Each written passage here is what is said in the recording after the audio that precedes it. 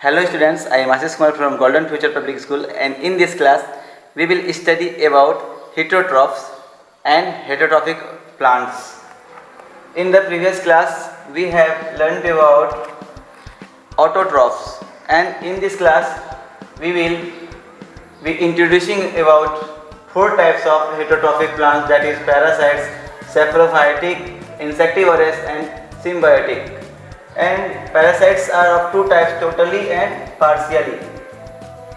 And saprophytic, the example of saprophytic plants is mushroom. Insectivorous there are three examples of insectivorous: peach plant, sundew plant and Venus flytrap. Symbiotic plants, their examples are here: lichen, peas with rhizobium bacteria. Now we have to study from the book, because in the book there are many facts which is written. Keep your eye on the book. Heterotrophic mode of nutrition in plants. Non-green plants are heterotrophs. Since they lack chlorophyll, they cannot prepare their own food depending upon the sources from which they get their nutrition. Heterotrophic plants may be grouped into the following types: parasitic plants, saprophytic plants, symbiotic plants and insectivorous plants. तो हम लोग देखते हैं कि जिसमें chlorophyll होता है वही केवल फोटोसिंथेसिस कर पाते हैं, जिसमें क्लोरोफिल नहीं होता है वो भोजन नहीं बना पाते हैं क्योंकि फोटोसिंथेसिस नहीं कर पाते हैं, और इस कारण से उनको डिपेंड होना पड़ता है, जिस कारण जैसे हम हैं, प्लांट्स में हम नहीं आते, ह्यूमन्स, एनिमल्स ऑटोट्रॉफिक नहीं होते, हेटरोट्रॉफिक होते हैं क्योंकि हम लोग डिपेंडेंट होते हैं। उसी में से चार तरह के प्लांट्स होते हैं: parasitic, saprophytic, symbiotic and insectivorous. तो एक एक करके हम लोग सबके बारे में पढ़ेंगे। सबसे पहले है पैरासाइटिक प्लांट, जिसको हम एक वर्ड में कहना चाहे तो पैरासाइट्स कहेंगे। A heterotrophic plants which obtains its food from other living plants और animals is called a parasitic plants. The plant और animal that provides food for a parasite is called the host. Heterotrophic plants उन्हें कहते हैं जो दूसरे plants पर depend करते हैं, चाहे वो कुछ प्लांट्स भी ऐसे होते हैं और कुछ एनिमल्स भी ऐसे होते हैं जो डिपेंडेंट होते हैं। तो पैरासाइटिक प्लांट्स जो होते हैं वो किस पर डिपेंड करते हैं? वो कुछ प्लांट्स पर डिपेंड करते हैं और उस पर क्या करते हैं, अपने आप को होस्ट घर टाइप का बना लेते हैं, उसी में रहते हैं और रहते हुए उससे अपना जो उनको ज़रूरत की चीज़ें होती है, न्यूट्रिएंट्स वगैरह, उसको सक कर लेते हैं, उसको चूस लेते हैं, उसको निकाल लेते हैं, और इनको बोलते हैं पैरासाइट्स। और इनके पास एक विशेष प्रकार का हॉस्टोरिया नाम का एक ऑर्गन होता है जिससे वो शक करने का काम करते हैं, और इससे वो अपना फिर न्यूट्रिएंट्स प्राप्त कर लेते हैं और अपना भोजन प्राप्त कर लेते हैं। तो इस प्रकार के प्लांट्स होते हैं, पैरासाइटिक प्लांट्स होते हैं, ठीक है। जिसका एग्जाम्पल मैंने लिखा, ये दो प्रकार के होते हैं, टोटली और पार्सली। पार्सली में मिस्टलेटोए है और टोटली में कुस्कुटा अमरबेल है। हम लोग अमरबेल को देखते हैं। अमरबेल जो होता है वो स्ट्रक्चर इस तरह से आप फोटो में देख सकते हैं। यहाँ पर मैंने बनाया है अमरबेल का।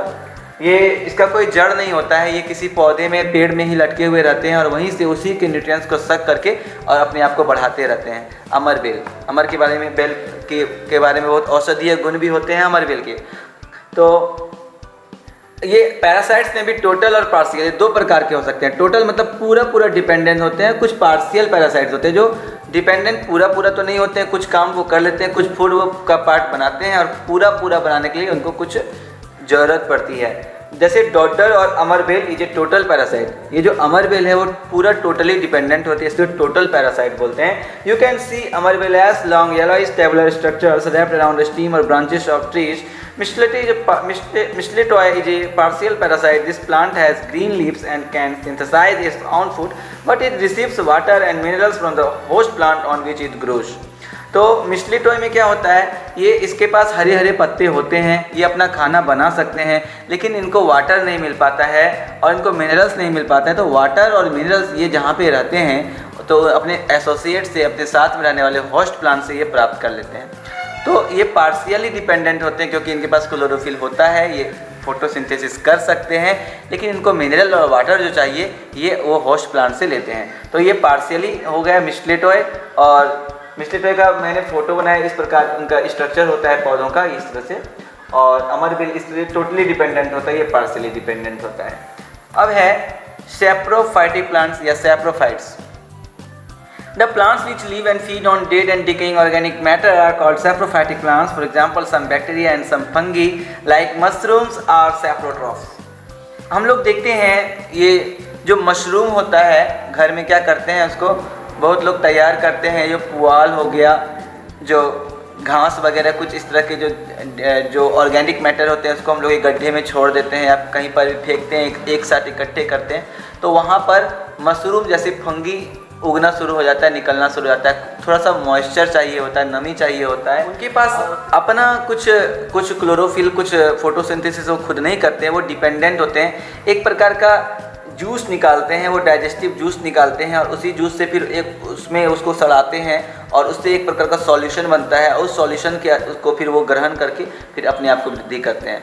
तो मशरूम बहुत अच्छा उदाहरण है, हम लोग घर घर में इसको देखते हैं, बहुत लोग खाते भी हैं मशरूम को।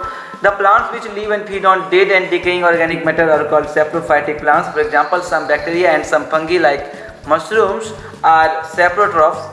Saprotrophs secrete digestive juices from the dead and decaying matter and convert it into a solution. The nutrients are then absorbed from it. तो जैसा कि मैंने पहले बताया कि वो जब जूस निकालते हैं अपने होस्ट प्लांट पे, तो उस होस्ट प्लांट से वो एक प्रकार का न्यूट्रिएंट्स, होस्ट प्लांट्स नहीं होता, वो एक प्रकार का सड़ा हुआ प्लांट होता है। सड़े हुए ऑर्गेनिक मैटर होते हैं, वो हो सकता है घास हो, पुआल हो, कुछ भी खरपतवार हो सकता है, कोई भी सड़ा हुआ कोई ऑर्गेनिक मैटर हो सकता है। उसी में वो अपने आप को वृद्धि करते हैं। कुछ बैक्टीरिया होते हैं, कुछ फंगी, जैसे हम लोग मशरूम के बारे में परिचित है। तो इससे वो फिर न्यूट्रिएंट्स जो बनता है, एक सॉल्यूशन जब बनता है, जब जूस निकालते हैं अपने से खुद से जूस निकाल करके उसमें एक प्रकार का सॉल्यूशन तैयार कर लेते हैं, बन जाता है। और किस में बन जाता है, वो जो सड़ा हुआ जो अनाज है या सड़ा हुआ जो पुआल वगैरह जो है उसमें बन जाता है और उससे फिर उस सॉल्यूशन से वो न्यूट्रिएंट्स निकाल लेते हैं और अपने आप को फिर बढ़ाते हैं। Have you ever eaten a mushroom? These days mushrooms are grown on a large scale so that this can be used as food.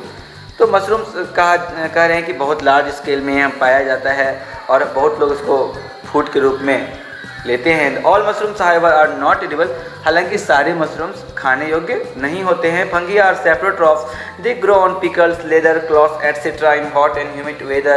They germinate and grow rapidly during rainy season. The spores of fungi are generally present in the air when they land on warm and wet things. They germinate and grow. You must have seen white patches on leather items in rainy season. Can you guess what are these white patches? जी हाँ students, हम लोग देखते हैं कभी कभी रोटी में या फिर हम लोग ब्रेड या पाव रोटी वगैरह मंगाते हैं तो देखते हैं उस पर सादा थोड़ा परत टाइप का बन जाता है, धागा टाइप का उसमें लगने लग जाता है। कभी कभी रोटी हम लोग देखते हैं गीला हो जाता है, उसमें नमी आ जाती है, मॉइस्चर का, तो क्या हो जाता है उसमें सादा कभी कभी सब्जियों में भी हम लोग देखते हैं जब सड़ने लग जाता है, ख़राब होने लग जाता है, तो उसमें फंगी टाइप का बैक्टीरिया का क्या अटैक होता है और वो सड़ने उसी से वो न्यूट्रिएंट्स को ले करके बना करके अपने आप को वृद्धि करने लग जाता है। तो ये फंगी ज़्यादातर सादा कलर का होता है, हम लोग इसको घर में भी देख सकते हैं। तो इस तरह से वो उसको थोड़ी सी गर्मी की ज़रूरत पड़ती है, गर्मी और थोड़ी सी मॉइस्चर, गर्मी के साथ साथ में कुछ नमी भी होना चाहिए। तो इस तरह से वो मशरूम या कोई सैप्रोफाइट जो होता है वो वृद्धि करता है। तो इसमें एक्टिविटी दिया हुआ है, किस तरह से करता है मैंने बता दिया। इसी तरह से करता है। रोटी को हम लोग देख सकते हैं, माइक्रोस्कोप से देखना पड़ेगा। अगर आप ज़्यादा मात्रा में देखना चाहते हैं तो माइक्रोस्कोप से भी देख सकते हैं, बहुत ज़्यादा मात्रा में आपको दिखाई देगा।